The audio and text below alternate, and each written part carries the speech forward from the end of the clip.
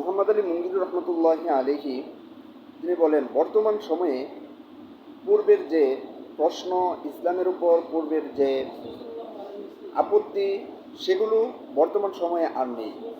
বর্তমান যুগে নতুন যুগ, নতুন সমাজ, নতুন মানুষ, নতুন দৃষ্টিভঙ্গি, নতুন প্রশ্ন উত্থাপিত হয় এবং নতুন প্রশ্নগুলোর উপর পর্যালোচনা করা এবং এগুলোকে অধ্যয়ন করা অতীব জরুরি।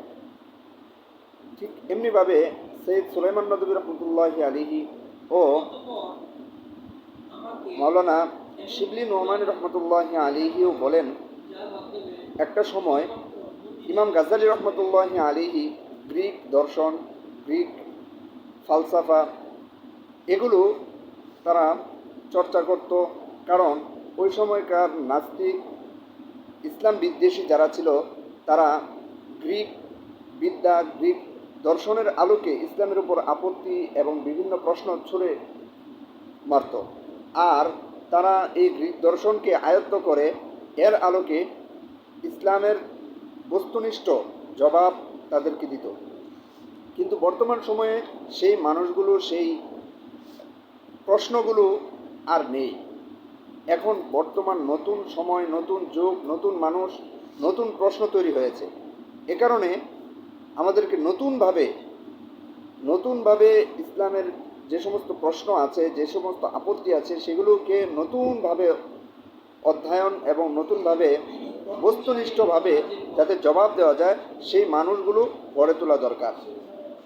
এমনিভাবে দারুল উলুম নদওয়াতুল উলামার কিছু সন্তান, তারা অনেক ব্যাপারে, এটা শুধু শিক্ষানীতির ক্ষেত্রেই সীমাবদ্ধ ছিল না, বরং চিন্তা, কালচার, দৃষ্টি ভঙ্গি এক্ষেত্রেও তারা অনেক পরিবর্তন এনেছেন।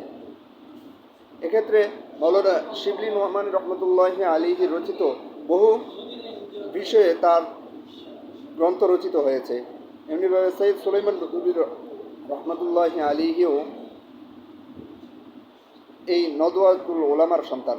তাদের মাধ্যমে একটা নতুন চিন্তা, নতুন দৃষ্টিভঙ্গি মুসলিম বিশ্বের মধ্যে জাগ্রত হয়েছে।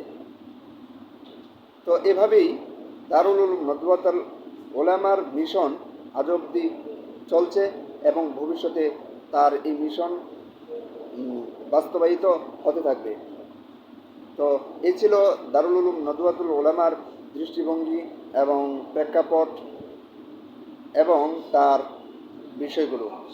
আসসালামু আলাইকুম ওয়া রাহমাতুল্লাহ।